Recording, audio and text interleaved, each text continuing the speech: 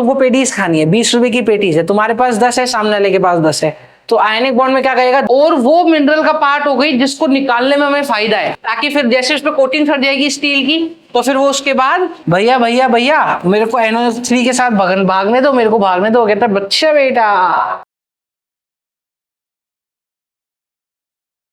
आज हम metals and non metals का एक रैपिड रिवीजन देखते हैं। इस पूरे रैपिड रिवीजन में आपका सारे टॉपिक क्लियर हो जाएंगे, इसमें कोई आपका टॉपिक वीक रहने वाला नहीं है। आ जाओ, मेटल्स क्या होते हैं बच्चों, सबसे पहले अपन ये देखते हैं। मेटल वो प्रॉपर्टी होती है बच्चा जो कि लूज करती है इलेक्ट्रॉन। मेटल क्या होती है बच्चे, एक प्रॉपर्टी है जो कि इलेक्ट्रॉन क्या करती है, लूज। नॉन मेटल क्या है, एक प्रॉपर्टी है जो इलेक्ट्रॉन को क्या करती है, गेन। मेटल लश्यर है, वो मेटल के पास चमकीला वैल्यू है, मेटल्स मेलिएबल है, डक्टाइल है और good conductors of heat and electricity है। मेटल एक अच्छा कंडक्टर है हीट का भी और इलेक्ट्रिसिटी का भी, वो हीट भी अच्छे से कंडक्ट कर सकता है और इलेक्ट्रिसिटी भी अच्छे से कंडक्ट कर सकता है। ध्यान रखना है, मेटल के आउटर मोस्ट शेल में बच्चा हमेशा 1 2 3 इलेक्ट्रॉन्स होंगे। मेटल के आउटर मोस्ट शेल में हमेशा कितने इलेक्ट्रॉन्स होंगे बच्चे, 1 2 3। और नॉन मेटल के आउटर मोस्ट शेल में कितने इलेक्ट्रॉन होंगे बच्चे, 5 6 7। और नॉन मेटल हमेशा इलेक्ट्रॉन क्या करेगा, गेन। 5 3 इलेक्ट्रॉन गेन करके 8 बनेगा, 6 2 इलेक्ट्रॉन गेन करके 8 बनेगा, 7 1 इलेक्ट्रॉन गेन करके 8 बनेगा। ना तो नॉन मेटल लश्रस होते हैं, ना चमकीले होते हैं, ना मेलिएबल होते हैं। मेलिएबल मतलब जिसको पीट पीट के शीट्स में बदला जा सके। ना डक्टाइल होते हैं जिसको पीट पीट के थिन वायर्स में बदला जा सके। नॉन मेटल कोई भी प्रॉपर्टी इसमें से सेटिस्फाई नहीं करता। ना ही non metal good conductor of heat and electricity है। ठीक है, नॉन मेटल में सिर्फ एक ही एक्सेप्शन है, ग्रेफाइट, जो कि good conductor of heat and electricity, good conductor of electricity होता है। अब हम बात करेंगे physical properties of metal. Metal सारे बच्चे सॉलिड होते हैं मरकरी को छोड़ के। नॉन मेटल सारे या तो सॉलिड होंगे या गैस होंगे, बट अकेली ब्रोमीन है जो कि कैसी होती है बच्चे, लिक्विड होती है फिजिकल स्टेट में। मेटल लश्यरस है, मेटल क्या है बच्चा, लश्यरस, और उनके पास शाइनी सरफेस है। नॉन मेटल लश्यरस नहीं है और उनको पॉलिश भी नहीं करा जा सकता है। एक्सेप्शन कौन है बच्चे इसका, आयोडीन और ग्रेफाइट। इसका एक्सेप्शन कौन है नॉन मेटल में, iodine and graphite. Hardness, metal सारे हार्ड होते हैं एक्सेप्ट पोटेशियम और सोडियम। पोटेशियम और सोडियम इतने वीक मेटल है कि आप उसको एक चाकू लेके उसको काट सकते हो, सोडियम और पोटेशियम को, मेटल्स में। बट नॉन मेटल में ऐसा कोई काम नहीं है। नॉन मेटल सारे सॉफ्ट है। एक ही नॉन मेटल है जो बहुत टफ है, डायमंड। डायमंड इतना टफ है कि डायमंड को काटने के काम आता है डायमंड सिजर्स में। ठीक है, डायमंड कटिंग होती है जो बहुत प्रिसाइज कटिंग होती है। कई बार डायमंड नाइफ भी डॉक्टर यूज करता है सर्जरी के समय पे। ठीक है, मेलिएबिलिटी मतलब थिन शीट्स में आराम से मेटल को तोड़ा जा सकता है, और डक्टाइल भी है। मेलिएबल मतलब थिन शीट्स, और डक्टाइल मतलब बच्चा वायर। डक्टाइल मतलब बच्चे वायर। ठीक है, नॉन मेटल ना तो मेलिएबल होते हैं बच्चे, ना ही डक्टाइल होते हैं। ना तो आप उसको थिन शीट्स में बदल सकते हो, ना ही आप उसको थिन वायर में बदल सकते हो। मेटल का मेल्टिंग पॉइंट और बॉइलिंग पॉइंट बहुत हाई होता है, और नॉन मेटल का मेल्टिंग और बॉइलिंग पॉइंट बहुत ही लो होता है, सिर्फ ग्रेफाइट और बोरॉन को छोड़ के।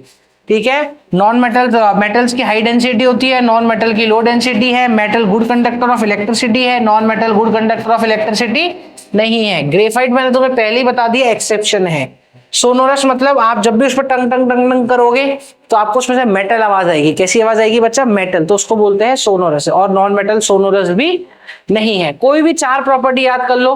पहली याद कर लो, फिजिकल स्टेट सॉलिड है, नॉन मेटल सारे सॉलिड या गैस होते हैं, बस एक ही है ब्रोमीन जो कि है। लश्यरस मेटल होते हैं, नॉन मेटल नॉन लश्यरस होते हैं। मेटल सॉलिड होते हैं, ठीक है, मेटल्स हार्ड होते हैं, नॉन मेटल सॉफ्ट होते हैं। मेटल्स मेलिएबल होते हैं, नॉन मेटल्स नॉन मेलिएबल है। मेटल्स डक्टाइल है, डक्टाइल मतलब वायर में बदल सकते हैं। नॉन मेटल डक्टाइल भी नहीं है। मेटल का मेल्टिंग पॉइंट हाई है, नॉन मेटल का मेल्टिंग पॉइंट लो है। कोई भी 4-5 आप याद कर लो, आपका काम हो जाएगा। ठीक है, आगे आ जाओ। ठीक है, अब बच्चे रिएक्टिविटी ऑफ मेटल देखो। मेटल की अभी रिएक्शन पढ़ेंगे अपन, तो अपन को मेटल ऑफ रिएक्टिव, हमें रिएक्टिविटी की पूरी टेबल पढ़नी पड़ेगी। ये रिएक्टिविटी टेबल है बच्चा, कैसे याद करी हमने, केदारनाथ बाबा का माली आलू जरा फीके नहीं स्पाइसी पकाता है। केदारनाथ बाबा का माली आलू जरा फीके नहीं स्पाइसी पकाता है।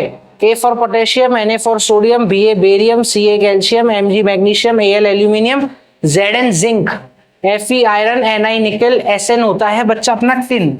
बच्चा इसमें कभी कंफ्यूज होता है। Pb होता है लेड, ठीक है, H होता है अपना हाइड्रोजन। ये ध्यान रखना बच्चों, जो ये ऊपर वाले हैं ये बहुत इजी रिएक्ट हो जाते हैं, एकदम इजीली रिएक्ट हो जाते हैं, इजीली, इनको कोई दिक्कत नहीं है। डालो और रिएक्शन, डालो और रिएक्शन। जो बीच वाले होते हैं ये मीडियम रिएक्टिविटी होते हैं, ये थोड़े नाटक करते हैं, थोड़ा सा नाटक करते हैं रिएक्शन में। अभी ध्यान रखना, मैं केमिकल प्रॉपर्टीज ऑफ मेटल पढ़ाऊंगा तो उसमें ध्यान रखना ये रिएक्टिविटी सीधी। ऊपर वाले आसानी से रिएक्ट कर देंगे, ऊपर वालों को कोई टेंशन होने वाली नहीं है, ऊपर वालों को कोई टेंशन होने वाली बच्चा नहीं है, ये आराम से रिएक्ट कर जाएगा। के सोडियम Ba कैल्शियम, ठीक है। रिएक्शन में अब आते हैं हार्ड रिएक्टिविटी, ये बहुत नाटक करते हैं, बहुत नाटक। अब जो बहुत नाटक करते हैं उसको पीट पीट के रिएक्शन करानी पड़ती है, यानी ये स्ट्रॉन्ग हीटिंग पे रिएक्ट करेंगे, ध्यान रखना आगे जाके तुम्हारे पे आएगा। ये ज्यादातर कैसी हीटिंग पे रिएक्ट करते हैं? स्ट्रॉन्ग हीटिंग पे। मीडियम वालों को भी नॉर्मल हीटिंग पे काम चल जाता है, ठीक है। और ये तो खतरनाक ही यार, ले गई भैंस पानी में, इसका तो बिल्कुल ही नहीं होता बच्चे, ठीक है। आगे आ जाओ, अब आ जाओ chemical reactivity of metal, chemical property of metal. Metal plus oxygen क्या बनाएगा बच्चा? Metal oxide. Metal plus oxygen हमेशा क्या बनाता है? Metal oxide. पहला मेटल कौन है? पोटेशियम। किसके साथ रिएक्शन कर रहा है? ऑक्सीजन के साथ। पहला मेटल कौन है बच्चा? पोटेशियम। किसके साथ रिएक्ट कर रहा है? ऑक्सीजन के साथ। क्या बनाएगा? K2O। हाई रिएक्टिव एलिमेंट है, आराम से रिएक्ट कर जाएगा रूम टेम्परेचर पे। पढ़ आराम से बच्चा, ये आराम से सोडियम पोटेशियम किस पे रिएक्ट कर जाते हैं? रूम टेम्परेचर पे। मैग्नीशियम, मैंने क्या कहा? मैग्नीशियम, आ जाओ। मैग्नीशियम ये रहा, मीडियम रिएक्टिविटी, ये थोड़ा नाटक करेगा तो थोड़े से नाटक पे इनको थोड़ी सी हीट पे काम हो जाएगा। तो मैग्नीशियम ऑक्सीजन के साथ रिएक्ट करके क्या बना लेगा? Magnesium oxide. मैग्नीशियम ऑक्सीजन के साथ रिएक्ट करके क्या बना लेगा? Magnesium oxide. जिंक याद करो, जिंक, ये रहा जिंक। जिंक कैसा है बेटा? लो रिएक्टिव, हार्ड रिएक्टिव, बहुत हार्ड रिएक्टिव, तो उसको स्ट्रॉन्ग हीटिंग देनी पड़ेगी। पढ़, इसको क्या देनी पड़ेगी बच्चे? Strong heating. और ये स्ट्रॉन्ग हीटिंग पे ZnO2 के साथ रिएक्ट करके क्या बना देगा? ZnO2। बहुत हीट देनी पड़ेगी, बहुत हीट देते जाएंगे और ZnO2 के साथ रिएक्ट करके क्या बना देगा? ZnO2 के साथ हीट करके क्या बना देगा? ZnO। पोटेशियम और सोडियम को कोई दिक्कत ही नहीं है, डालो आराम से रिएक्शन, ठीक है। तो हमारी पहली केमिकल प्रॉपर्टी हो गई ऑक्सीजन के साथ, जिसमें से मैंने तुमको ये समझा दिया, इजी, मीडियम और हार्ड रिएक्टिव, ठीक है। हार्ड रिएक्टिव को खतरनाक हीट देनी पड़ती है, तब जाके वो रिएक्शन करते हैं। फिर से यहां वही टेबल आ गई, इजी रिएक्टिव, टफ रिएक्टिव, बहुत टफ, ठीक है। सोडियम के साथ पानी कराया, सोडियम के साथ पानी, हाई रिएक्टिव, एकदम वायलेंटली रिएक्ट करते हैं, वायलेंटली। हाई रिएक्टिव है, हाई रिएक्टिव, पानी देखा रिएक्शन, पानी देखा रिएक्शन, पानी देखा रिएक्शन। NaNH2 के साथ रिएक्शन करके क्या बनाया बेटा? NaOH। NaNH2 के साथ रिएक्ट करके क्या बनाया? NaOH, और साथ में हीट दे दी। साथ में क्या दे दी? हीट। अब आ जाओ अगला, कैल्शियम।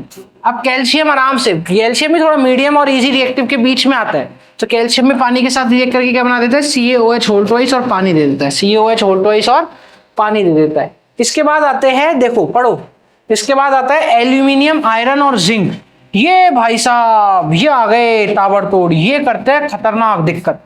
ये रिएक्शन ही नहीं होते, जैसे कोई भी उठा लो, जिंक उठा लो, जिंक प्लस पानी, आप कुछ ही कर लो, रिएक्शन ही नहीं करके देगा। कुछ भी कर लेंगे ना, कुछ भी, तब भी हमको रिएक्शन करके देने वाले नहीं है। तो उसके लिए हमको बहुत स्ट्रॉन्ग हीटिंग देनी पड़ती है, बहुत स्ट्रॉन्ग हीट दे दी, तगड़ी स्ट्रॉन्ग हीट, इतना कि आपने समझ लो बिल्कुल स्टीम फॉर्म में, स्टीम फॉर्म में। बनना क्या चाहिए बेटा? ZnOH होल ट्वाइस, यही बनना चाहिए। पर एक्चुअली इतना तेज गर्म हो जाता है कि ये टूट के बच्चा हमारे इसमें चेंज हो जाता है ZnO में। तो ZnO हमारा साथ में बाहर आता है बच्चा, और हमारी हीट बाहर निकल जाती है। H2 तो है ही जो है ही, हाइड्रोजन जो बाहर आती है।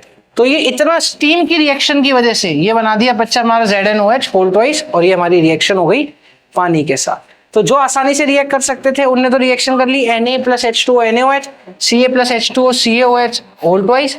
पर जो बहुत मुश्किल कर रहे थे, जो बहुत मुश्किल थे, उनने ऑक्साइड बना लिया पानी के साथ। उन्होंने क्या बना लिया बच्चे? पानी के साथ ऑक्साइड। आ जाओ reaction with acid, metal plus acid, metal plus acid. हमेशा ध्यान रखना बच्चों, मेटल के साथ जब भी कोई एसिड रिएक्ट करेगा वो दो ही चीज बनाएगा, सॉल्ट और पानी। यही सेम रिएक्शन तुम्हारी चैप्टर 1 में है, यही सेम रिएक्शन तुम्हारी चैप्टर 2 में है, और यही सेम रिएक्शन बच्चों तुम्हारी चैप्टर 3 में है, ठीक है।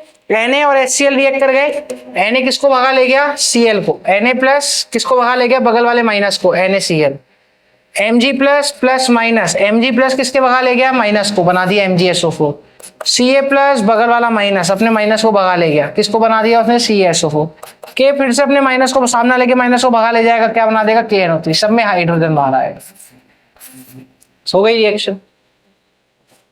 अरे यार प्लस वाला सामने लेके माइनस को ही तो भगाएगा, प्लस वाला सामने लेके किसको भगाएगा, माइनस को, भगा दिया, रिएक्शन करा दी।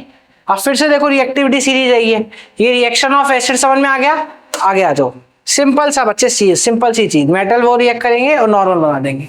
अब आ जाओ रिएक्टिविटी सीरीज, वापस से वही सेम रिएक्टिविटी सीरीज जो तुम अभी पढ़ के आए हो, केदारनाथ बाबा का माली आलू जरा फीके नहीं स्पाइसी पकाता है।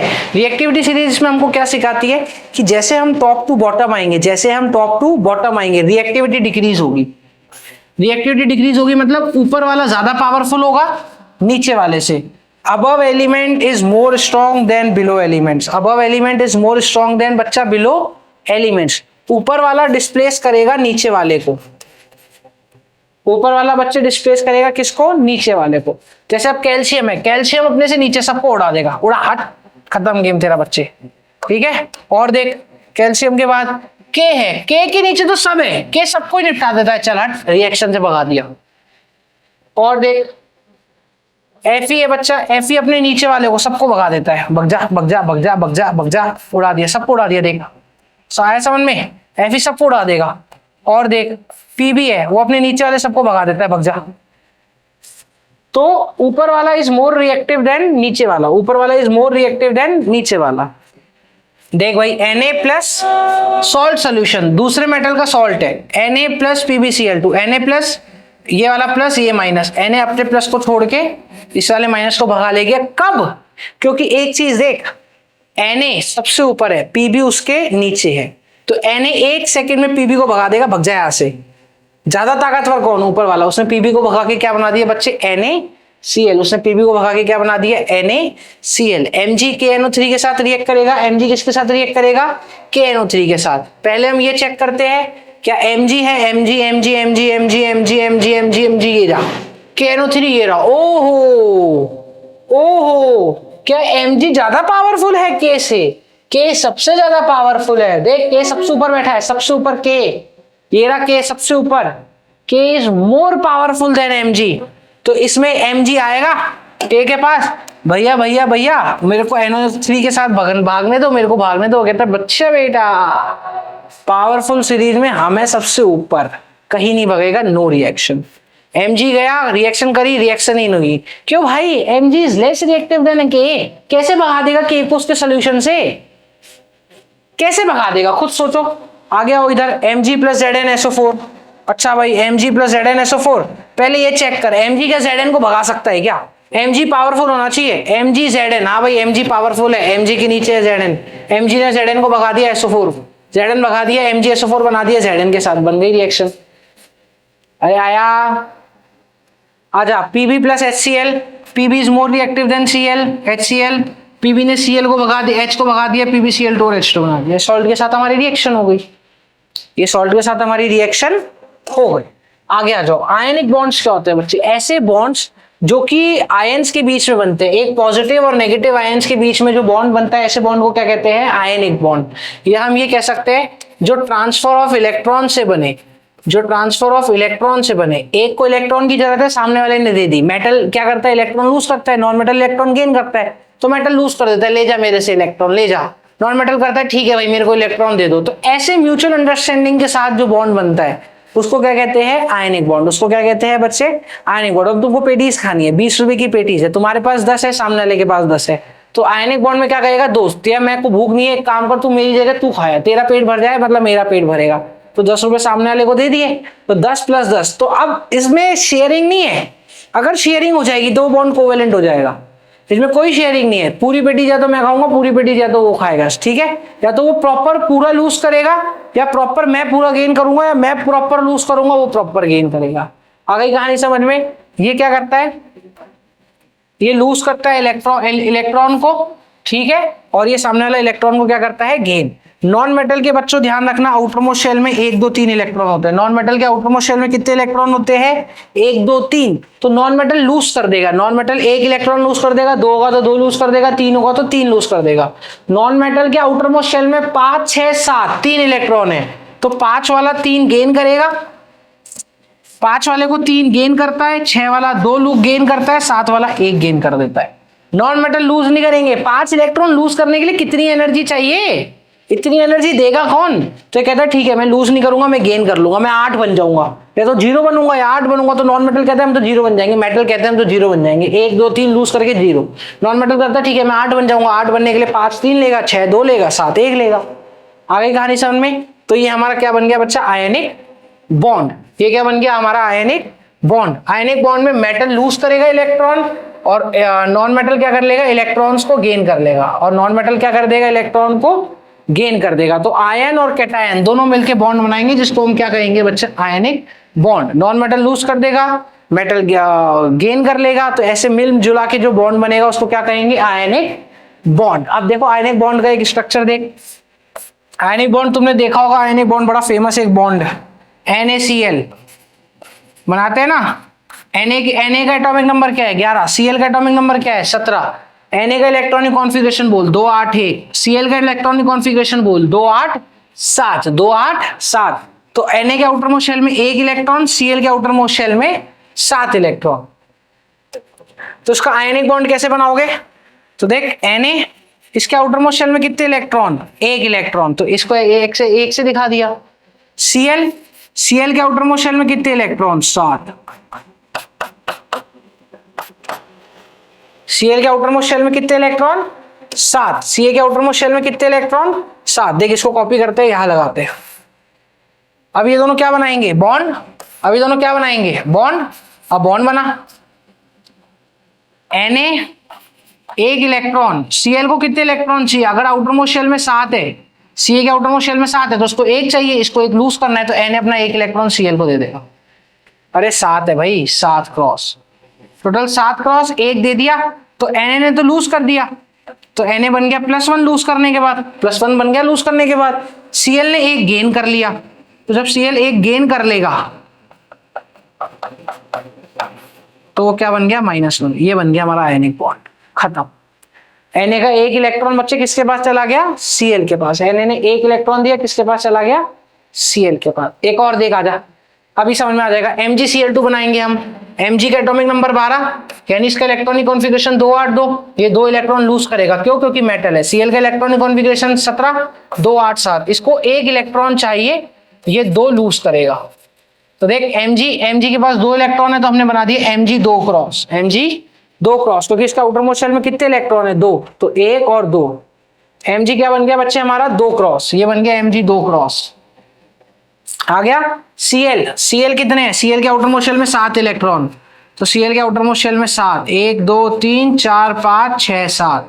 Cl के आउटर मोस्ट शेल में 7 इलेक्ट्रॉन, ठीक है। आजा, Mg गया, कितने Cl है हमारे पास? 2।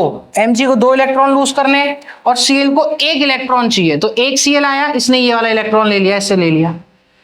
अब Mg के पास एक और रह गए, तो एक और Cl बोलेगा भैया भैया भैया मेरे को एक और दे दो, इसने यहाँ से एक और उठाया और एक और दे दिया। तो Mg ने 2 इलेक्ट्रॉन लूज कर दिए, तो Mg क्या बन गया मेरा? +2। Mg क्या बन गया मेरा? +2। Cl ने 1 इलेक्ट्रॉन गेन कर लिया। Cl के पास खुद के पास तो 7 थे, 1 2 3 4 5 6 7, और 1 इलेक्ट्रॉन वो Mg का ले आया। तो देख Mg का जो इलेक्ट्रॉन लाया ना, उसको अलग कलर से दिखा देता हूं तेरे को। और ये क्या बन गया? Cl। 1 इलेक्ट्रॉन गेन किया तो -1। कितने Cl है ऐसे? 2 Cl है, तो 2 ले दिया। ये बन गया मेरा आयनिक कंपाउंड इसका। ये क्या बन गया बच्चे मेरा? इसका आयनिक कंपाउंड। आगे आ जा, H2O। H2O का एटॉमिक नंबर 1, मतलब हाइड्रोजन के पास 1 इलेक्ट्रॉन, ऑक्सीजन का 8, यानी ऑक्सीजन के पास 6 इलेक्ट्रॉन है।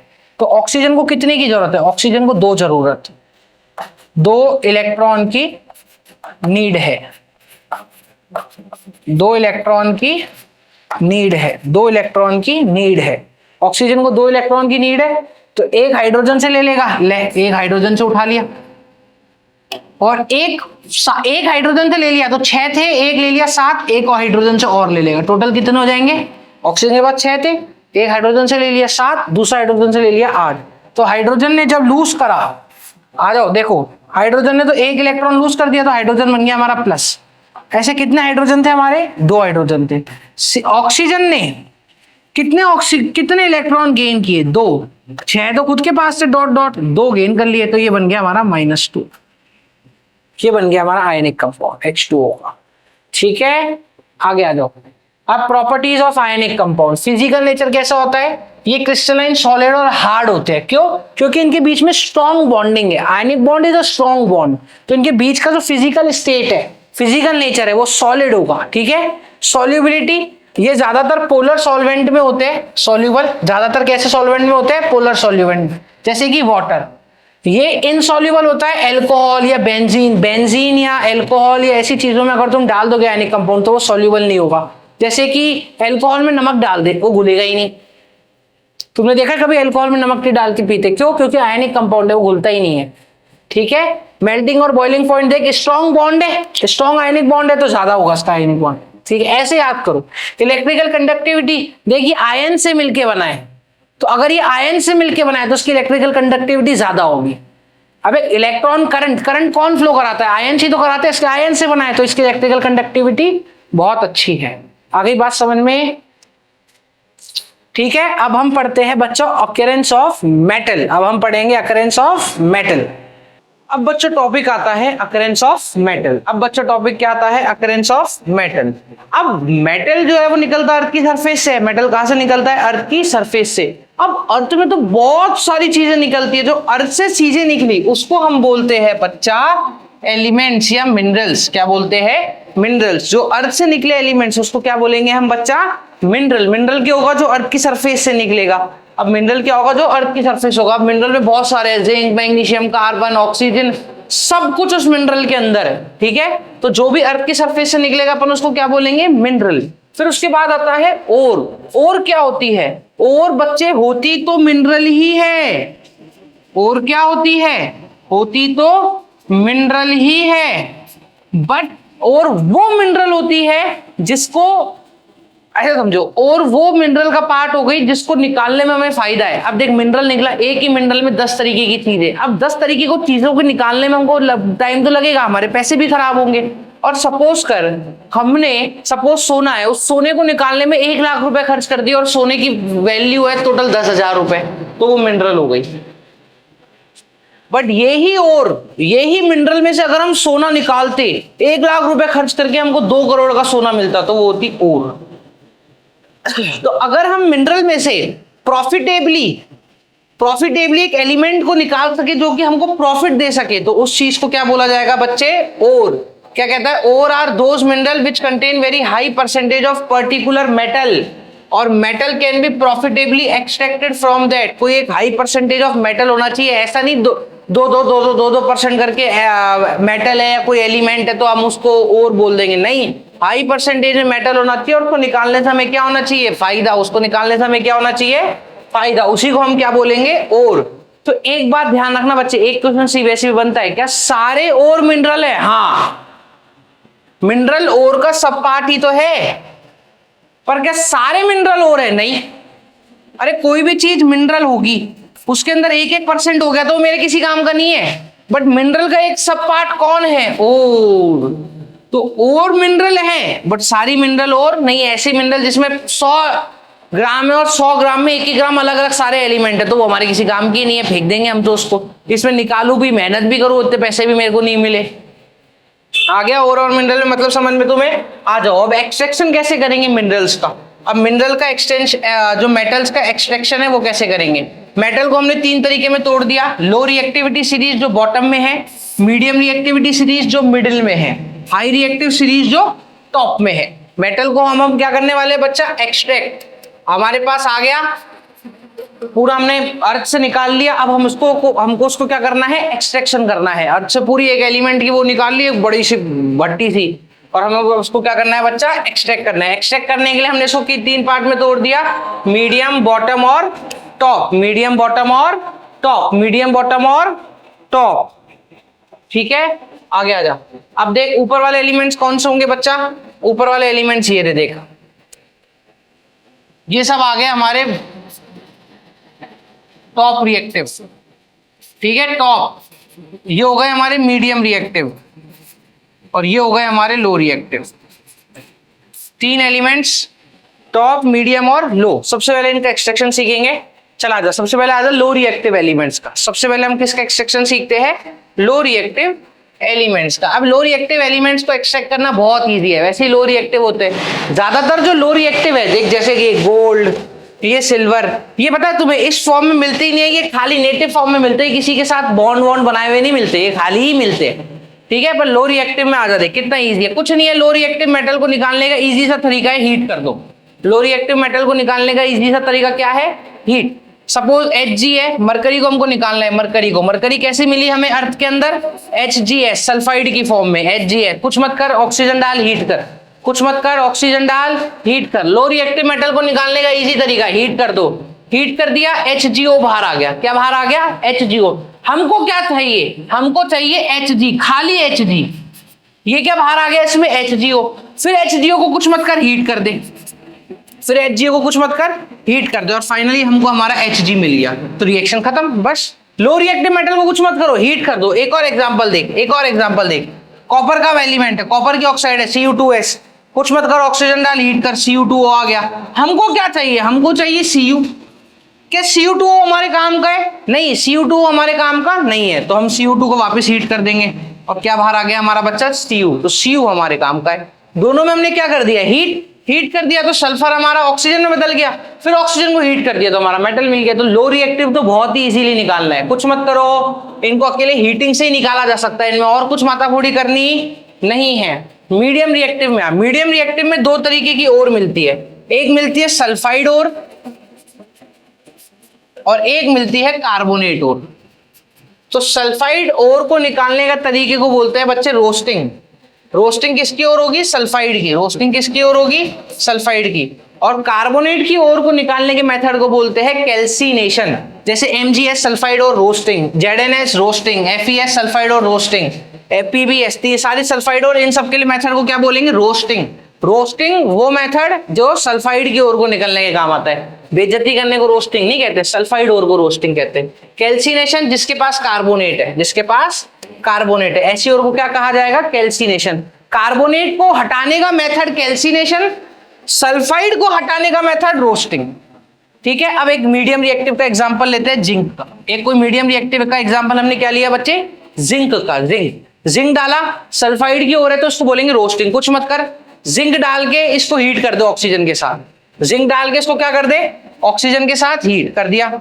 जिंक डाला और ऑक्सीजन के साथ हीट कर दिया, ZnO आ गया, खत्म, रोस्टिंग खत्म। कार्बोनेट है, कार्बोनेट की ओर ले ले ZnCO3, क्या करेगा? हीट कर दे ऑक्सीजन के साथ। ऑक्सीजन के साथ क्या कर दे? हीट। कुछ भी मत डाल, नॉर्मल हीट कर दे, क्या बन गया? ZnO। और साथ में क्या बाहर आ गया? CO2। ध्यान रखना, कार्बोनेट की ओर में CO3 में हमेशा CO2 बाहर आएगा, और सल्फाइड की ओर होगी तो हमेशा SO2 बाहर आएगा। आ गया समझ में? अगर सल्फाइड की ओर होगी तो हमेशा SO2 बाहर आएगा, और अगर CO3 की ओर होगी तो हमेशा CO2 बाहर आएगा। अब ये दोनों बाहर आ गए, दोनों देख, चाहे कैल्सिनेशन करी चाहे रोस्टिंग, बाहर क्या मिला? Zn। ये बात ध्यान रखना बच्चे। रोस्टिंग में क्या फर्क है? सल्फाइड की ओर थी तो सल्फर डाइऑक्साइड SO2 बाहर आ रहा था। कैल्सिनेशन में क्या फर्क है? कार्बोनेट की ओर थी तो CO2 बाहर आ रहा है। इतना ध्यान रखना पड़ेगा। कार्बोनेट की ओर है तो CO2 बाहर आएगा, सल्फाइड की ओर है तो SO2 बाहर आएगा। बाहर फिर एक ही मेन चीज आएगी, क्या? ZnO। दोनों तरफ से क्या बाहर आया बच्चा मेरा? ZnO। दोनों तरफ से बाहर क्या आया मेरा? ZnO बाहर आ गया।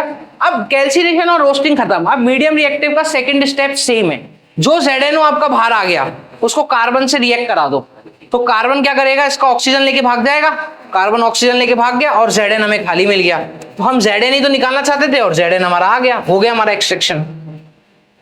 हमारा एक्सट्रैक्शन हो गया। सेम MgS होता तब भी मैं बाहर उसमें क्या आता? CO2।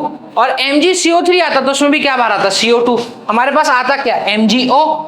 बाहर क्या आता? जैसे यहाँ ZnO आया है, वहां आता MgO। फिर हम उसकी कार्बन से रिएक्शन करा देते। कार्बन क्या करेगा? कार्बन ज्यादा रिएक्टिव है तो वो O को लेके भाग गया, CO बना लिया उसने। O को लेके भागने के बाद और हमारे पास जो हमको मेटल चाहिए था वो आ गया। मीडियम रिएक्टिविटी आ गई बच्चा समझ में? ठीक है, थोड़ी सी टफ है चीजें, अगर तुमको आता है चीजें तो ही बच्चा इस लेक्चर को अटेंड करो, वरना जाके मैंने पूरा प्रॉपर इसको समझा रखा है एक बार और आराम से, ठीक है, उसको जाके अटेंड करो। आगे आ जाओ। अब आ जाओ एक्सट्रैक्शन ऑफ मेटल। क्या है extraction of metal? High reactive metals. High reactive metals के लिए हमें ऐसा एपरेटस बनाना पड़ता है, ये पूरा सेटअप लगाना पड़ता है जिसमें प्योर ही एलिमेंट होगा और उसका इम्प्योर वैल्यू हमें लेनी पड़ेगी। प्योर एलिमेंट होगा, उसकी इम्प्योर वैल्यू हमें लेनी पड़ेगी। ये इम्प्योर है, इम्प्योर, और है क्या ये? एनोड। इम्प्योर है एनोड। एनोड हमेशा पॉजिटिव होता है, नाम से एनोड हमेशा हमको नेगेटिव लगता है, पर एनोड हमेशा पॉजिटिव और कैथोड हमेशा नेगेटिव। कैथोड प्योर है, कैथोड क्या है? प्योर। अब जैसे ही हम करंट बहाएंगे, जैसे ही हम क्या बहाएंगे? करंट, तो इसमें से जो इम्प्योर मेटल है उसके आयंस निकलेंगे, इम्प्योर में से आयंस निकलेंगे। जैसे हमने किसका लिया है? ये कॉपर का, तो यहां से कॉपर निकला, यहां से क्या निकला? कॉपर। इम्प्योर में से कॉपर निकल गया और जाके कहां चिपक गया? इस पे। जाके कहां चिपक गया? इस पे। इम्प्योर में से निकला और जाके कहां चिपक गया? इसमें, और यहां पे पूरा जाके यूं चिपक गया।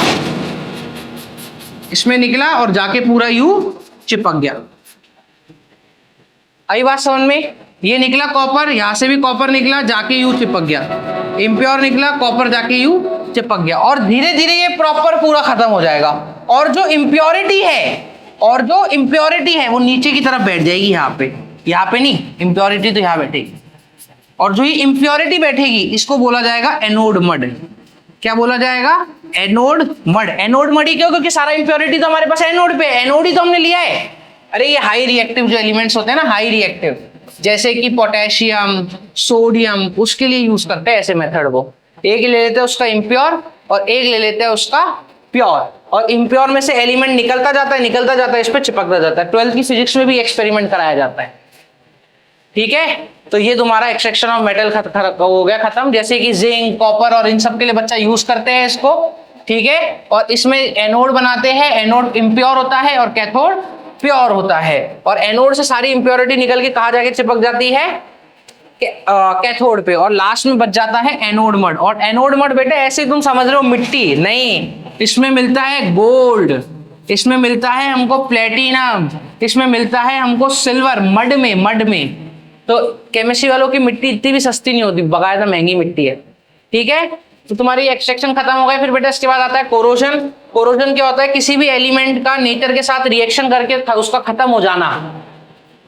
किसी भी एलिमेंट का नेचर के साथ रिएक्शन करके, जैसे आयरन का नेचर के साथ रिएक्शन करके खत्म हो जाना, इस पूरे प्रोसेस को क्या कहते हैं? कोरोजन।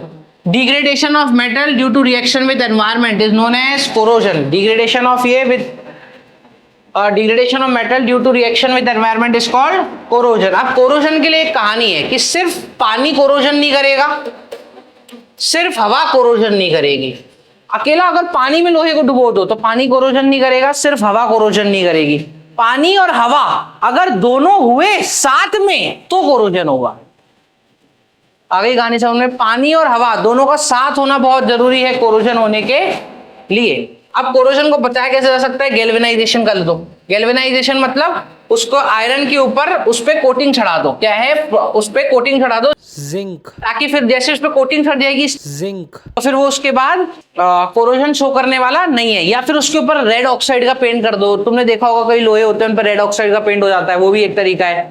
दूसरा है उसको अलॉय कर दो। अलॉय मतलब जो खाली आयरन आता है उसके साथ 2-3 चीजों का मिक्सचर बना दो, तो जैसे आयरन के साथ 2-3 चीजें और बनेगी उसकी प्रॉपर्टी बदल जाएगी रस्टिंग की, और वो ओरिजिनल में प्रॉपर्टी पे, उस रस्टिंग की प्रॉपर्टी पे रहेगा नहीं। अब तुमने जैसे दोस्त होते हैं वैसी संगत, आयरन है अकेला, उसकी रस्टिंग की आदत है, उसके साथ अच्छे अच्छे दोस्त डाल दिए तो उसने रस्टिंग होना ही बंद कर दिया। जैसे कि इसका एग्जांपल क्या दे रखा है एनसीईआरटी में कि आयरन वेयर बहुत सॉफ्ट है, आराम से आयरन को, जो असली आयरन होता है ना, तुम उसको ऐसे खींच सकते हो हाथों से ही। अब सोचो यही आयरन तुम जो घर में लगाते हैं छत बनाते वक्त, उस आयरन को ऐसे खींच के देखो, हाथ बाहर आ जाएंगे पर वो बाहर नहीं आएगा। बट असली में जो ओरिजिनल आयरन होता है, प्योर, जो प्योर आयरन होता है वो बहुत सॉफ्ट होता है। जैसे उसको हम कार्बन से मिलाते हैं वो हद स्ट्रॉन्ग। और देख कार्बन भी कितना, देख कितना कम कार्बन, देख इधर सिर्फ 0.05% कार्बन, सिर्फ इतना सा कार्बन मिला और ये बहुत हार्ड और स्ट्रॉन्ग हो जाता है। आयरन के साथ एक और केस है, अगर आयरन को हम निकल और क्रोमियम के साथ मिलाते हैं ना तो तुम्हारा स्टेनलेस स्टील बन जाता है। स्टेनलेस स्टील वो स्टील जो कभी भी जंग नहीं खाता, उसमें क्या क्या मिला हुआ होता है, निकल और क्रोमियम, निकल और क्रोमियम। ठीक है बच्चा, ये प्योर गोल्ड के ऊपर एक बात कह रखी है, इसको पढ़ लेना, तुम लोग समझ जाओगे। प्योर गोल्ड 22 कैरेट 24 कैरेट का क्या होता है। ऑफिशियल जो ओरिजिनल प्योर गोल्ड होता है वो भी बहुत सॉफ्ट होता है, उसको भी यूं तोड़ा जा सकता है, बट उसके अंदर इंप्योरिटी मिलाई जाती है। इंप्योरिटी भी कौन सी, सिल्वर और कॉपर की। जितनी ज्यादा इंप्योरिटी होगी उतना कैरेट कम होता जाएगा। जैसे 24 कैरेट है उसमें इंप्योरिटी कम है, 22 कैरेट में इंप्योरिटी ज्यादा, 20 कैरेट में और ज्यादा इंप्योरिटीज, तो वो वैसे वैसे हार्ड होता जाएगा। आपका मेटल्स एंड नॉन मेटल्स बचा चैप्टर, सारे टॉपिक इसके अंदर कवर हो चुके हैं। टाटा।